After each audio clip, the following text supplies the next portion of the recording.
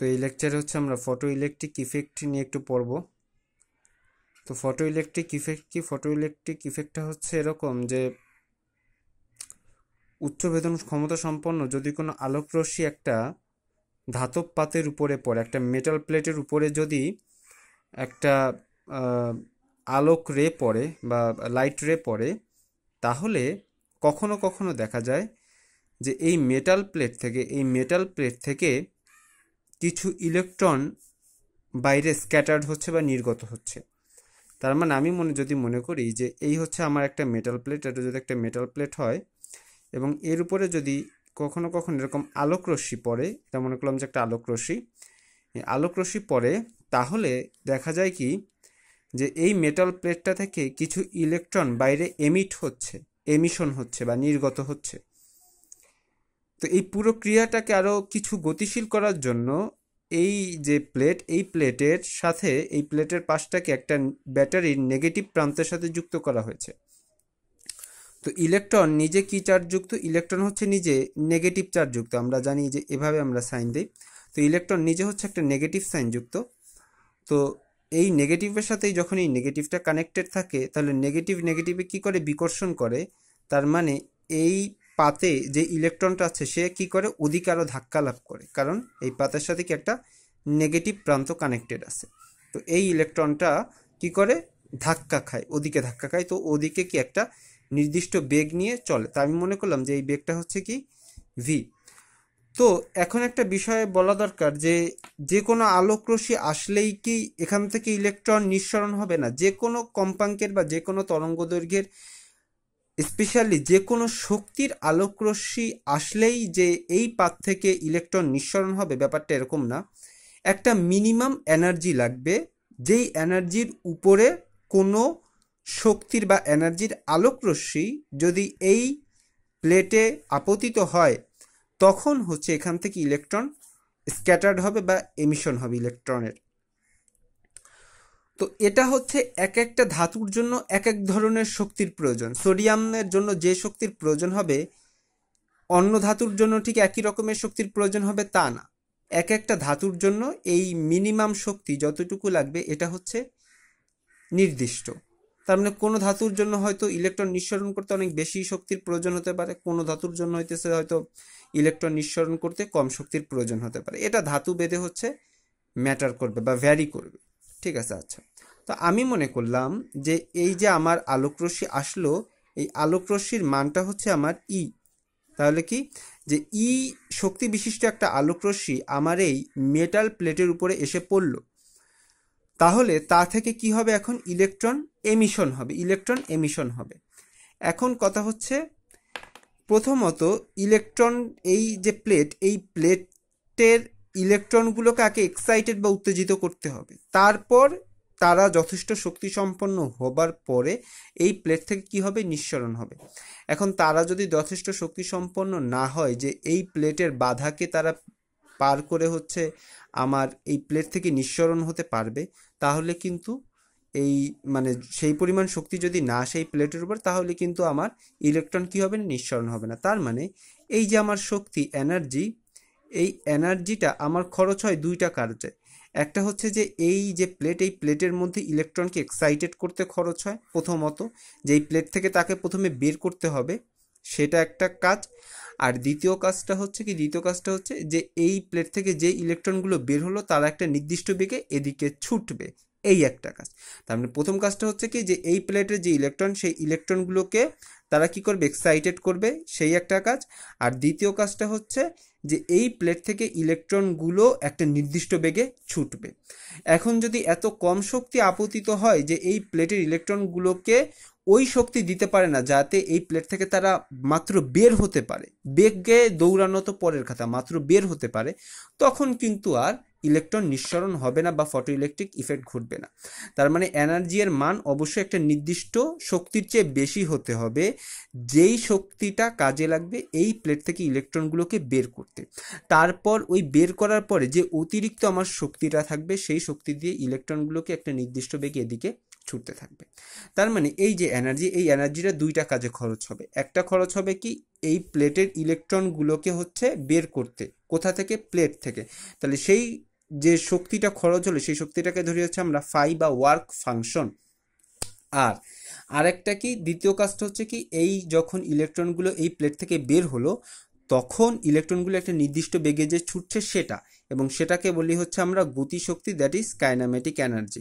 তার মানে আমার আলোকরশ্মি দ্বারা, এই যে আলোকরশ্মি আমার এর উপর প্লেটের উপর পড়লো, সেই আলোকরশ্মি দুইটা কাজ করলো। একটা কাজ কি, একটা কাজ হচ্ছে ইলেকট্রনগুলোকে এই প্লেট থেকে মাত্র বাহির করলো, আর দ্বিতীয় কাজ হচ্ছে শুধুমাত্র বের করে ছেড়েই দেয় নাই, বরং তাদের একটা নির্দিষ্ট গতিতে বা নির্দিষ্ট ভেলোসিটিতে এদিক থেকে এদিকে নিঃসরণ করছে। তার মানে এই দুইটা কাজ। তাহলে এই ফাইটা হচ্ছে আমার এই ইলেকট্রনগুলোকে প্লেট থেকে নিঃসরণের জন্য যে শক্তি। তার মানে আমি একটু যদি বলি যে এনার্জি বা শক্তির মান যদি এর চাইতে যদি ফাই বেশি হয়, মানে শক্তি যা আলোকরশ্মির যে শক্তি আমার প্লেটের উপর পড়ছে তার চাইতে যদি এরকম হয় যে তার চেয়ে বেশি শক্তি আমার ইলেকট্রন নিঃসরণ করতে দরকার হবে, ইলেকট্রন নিঃসরণ করতে কোন শক্তির দরকার হবে, এই শক্তিটা। আর এই শক্তি কি আমার আলোর, এই যে আলোর শক্তি।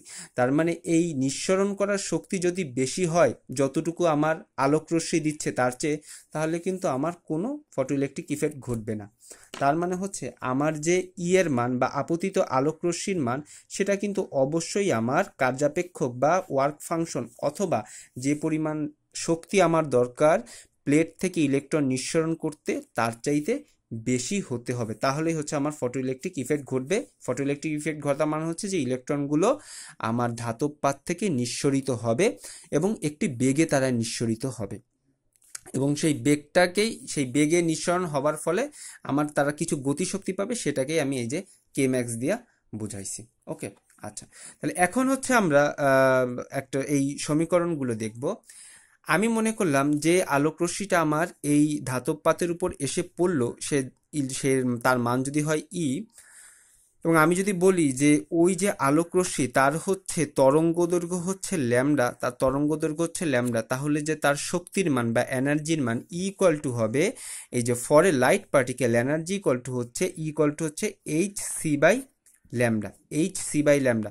তার মানে যে আলোকরশ্মি আমার, যদি আমি বলি যে আমার ল্যামডা তরঙ্গদৈর্ঘ্যের একটা আলোকরশ্মি বা ল্যামডা ওয়েভলেন্থ, এটাকে তরঙ্গদৈর্ঘ্য বলা হয় ওয়েভলেন্থ বা ল্যামডা ওয়েভলেন্থের একটা আলোকরশ্মি আমার মেটাল প্লেটের উপর পড়েছে, তাহলে ওই আলোকরশ্মির যে শক্তি বা এনার্জি সেটা হবে হচ্ছে equal to H C divided by হচ্ছে আমার ল্যামডা। তাহলে এখানে এই এইচটা আমি দেখাচ্ছি, এইচটা হচ্ছে আমার প্লাঙ্কের কনস্ট্যান্ট, এইচটা কি আমার প্লাঙ্কের কনস্ট্যান্ট যার একটা নির্দিষ্ট মান আছে, এই মানটা মুখস্থ রাখতে হবে। এই মানটা হচ্ছে 6.63 ইন্টু 10⁻⁻34 জুল সেকেন্ড। এই হচ্ছে আমার প্লাঙ্কের কনস্ট্যান্টের মান, যে 6.63 ইন্টু 10⁻⁻34 জুল সেকেন্ড। এবং সিটা হচ্ছে ভেলোসিটি অফ লাইট, এবং ল্যামডাটা হচ্ছে আমার ওয়েভ লেন্থ বা ওই আলোর যে তরঙ্গদৈর্ঘ্য ল্যামডা সেটা। আচ্ছা, এটা হচ্ছে আমার আপতিত আলোকরশ্মির যে শক্তি। তা আমি বলতেছিলাম কি যে আপতিত আলোকরশ্মির শক্তি যেটা, সেটা অবশ্যই বড় হতে হবে। কার থেকে বড় হতে হবে? ওয়ার্ক ফাংশন বা কার্যাপেক্ষক। ওয়ার্ক ফাংশনটা কি? ওয়ার্ক ফাংশনটা হচ্ছে যে পরিমাণ শক্তি প্রয়োজন আমার এই পাত থেকে ইলেকট্রন নিঃসরণ করতে। কারণ এনার্জির মান যদি এর চেয়ে কম হয় তাহলে কোনো ইলেকট্রন কি হবে না, নিঃসরিতই হবে না। আচ্ছা, এরপরে আমি এই সমীকরণটা আবার এখানে লিখেছি যে এনার্জি ইকুয়াল টু হচ্ছে কে ম্যাক্স প্লাস হচ্ছে ফাইটা হচ্ছে কি আমার ওয়ার্ক ফাংশন বা কার্যাপেক্ষক। এই ফাইটাকে আবার বলি হচ্ছে আমরা এইচ এফ নট অথবা H C by lambda nought. Okay, এগুলো হইতেছে, আমি দেখেন এই ওয়ার্ক ফাংশন যেটা, এটাও কিন্তু একটা শক্তি। কোন পরিমাণ শক্তি? যে শক্তি হইতেছে আমার প্রয়োজন হয় ইলেকট্রন নিঃসরণ করতে। আবার এখানে আসলে সবগুলোই শক্তি। আবার এটা কি একটা গতিশক্তি, আর এটা হইতেছে আপতিত আলোকরশ্মির বা যে আলোকরশ্মিতে ইনসিডেন্ট হলো সেই আলোকরশ্মির শক্তি। আচ্ছা, এবং কে ম্যাক্সিমাম আমরা জানি গতিশক্তি ইকুয়াল টু আমরা কি বলি, হাফ এমভি স্কোয়ার। এখানে এমটা কি? এমটা হচ্ছে ইলেকট্রনের ভর, এই ভরটাকে আমরা বলি নিশ্চল ভর বা স্ট্যাটিক মাস। আর ভিটা কি? বেগ।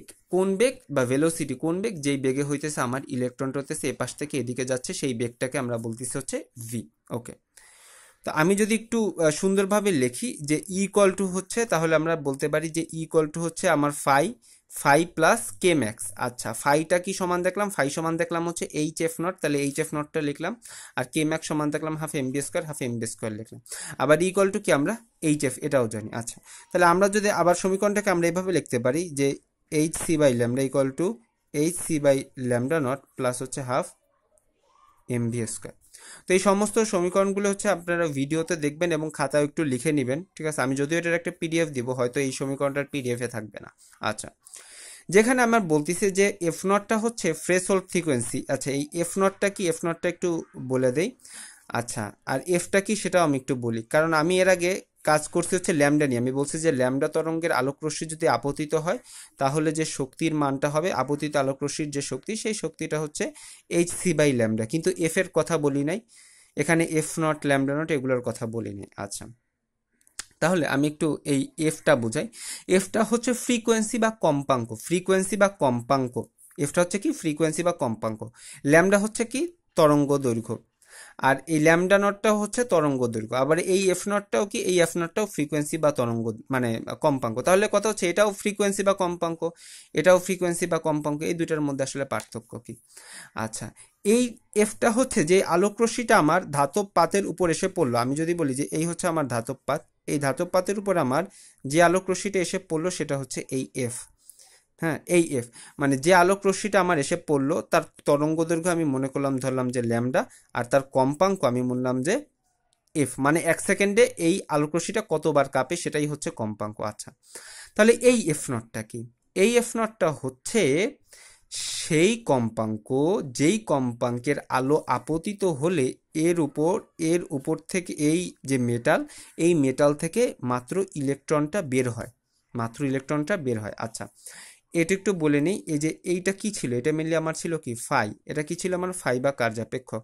কার্যাপেক্ষকের কাজ কিটা ছিল, কার্যাপেক্ষক হচ্ছে সেই শক্তি যে শক্তি আপতিত হলে আমার ইলেকট্রন নিঃসরণ হয়।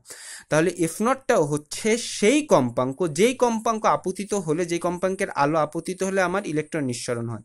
ল্যামডা নটটা হচ্ছে সেই তরঙ্গ দৈর্ঘ্য যেই তরঙ্গ দৈর্ঘ্যের আলোকরশ্মি আপতিত হলে আমার ইলেকট্রন নিঃসরণ হয়। আর এই এফটা কি, এই এফটা হচ্ছে যে আলোকরশ্মি আপতিত হয়, সেটা এফ নটের চেয়ে বড় হতে পারে, ছোটও হতে পারে। এই ল্যামডা কি, যে আলোকরশ্মি আমার আপতিত হয়, এটা ল্যামডা নটের চেয়ে ছোটও হতে পারে, বড়ও হতে পারে। কিন্তু এফ নট আর ল্যামডা নট হচ্ছে সেই কম্পাঙ্ক যেই কম্পাঙ্কের আলো আপতিত হলে ইলেকট্রন নিঃসরণ হয়। ল্যামডা নটটা হচ্ছে সেই তরঙ্গ দৈর্ঘ্য যেই তরঙ্গ দৈর্ঘ্যের আলোকরশ্মি আপতিত হলে আমার ইলেকট্রন নিঃসরণ হয়। আর এফ আর ল্যামডাটা কি, এফটা হচ্ছে যে আলোকরশ্মি আপতিত হয়, ল্যামডাটা হচ্ছে যে আলোকরশ্মি আপতিত হয় তার তরঙ্গ দৈর্ঘ্য, আর এফটা হচ্ছে যে আলোকরশ্মি আপতিত হয় তার কম্পাঙ্ক। আচ্ছা, তো এই জন্য এফ নটটাকে বলছি হচ্ছে থ্রেশহোল্ড ফ্রিকোয়েন্সি। থ্রেশহোল্ড ফ্রিকোয়েন্সি বলতে বোঝায় হচ্ছে সূচন কম্পাঙ্ক, আর এই এফটা হচ্ছে শুধু ফ্রিকোয়েন্সি। আর এই এফ নটের মানে থ্রেশহোল্ড ফ্রিকোয়েন্সি মানে হচ্ছে যে এই আলোকরশ্মির মানে এই কম্পাঙ্কের আলোকরশ্মি অবশ্যই আপতিত হতেই হবে। এই কম্পাঙ্কের চেয়ে যদি কম কম্পাঙ্কের আলোকরশ্মি আপতিত হয় তাহলে এখান থেকে কি হবে না, কোনো ইলেকট্রন নিঃসরণ হবে না। বোঝা গেছে? তার মানে মিনিমাম আমার এই আলোকরশ্মি, এই কম্পাঙ্কের আলোকরশ্মি আমার আপতিত হতেই হবে। তার মানে এর চেয়ে যদি কম কম্পাঙ্কের আলোকরশ্মি আপতিত হয় তাহলে কিন্তু আমার ইলেকট্রন নিঃসরণই হবে না, কারণ শক্তি কি হবে, কমে যাবে। ঠিক আছে, কারণ এই ফাইটা ছিল কি, ফাইটা ছিল হচ্ছে যতটুকু মিনিমাম যতটুকু শক্তি লাগে, মিনিমাম যতটুকু শক্তি লাগে, তার মানে ওর চাইতে কম হলে আলোকরশ্মি আপতিত হবে না। তার মানে এফ নট কি, এফ নট হচ্ছে সেই মিনিমাম শক্তির কম্পাঙ্ক। তার মানে এই কম্পাঙ্কের চেয়ে কম কম্পাঙ্কের কোনো আলোকরশ্মি আপতিত হলেও কি এখান থেকে কোনো শক্তি, মানে এখান থেকে কোনো ইলেকট্রন নিঃসরণ হবে না। এই হচ্ছে বিষয়। তাহলে এখন আমরা এই রিলেটেড দু একটা ম্যাথ প্রবলেম দেখার চেষ্টা করব।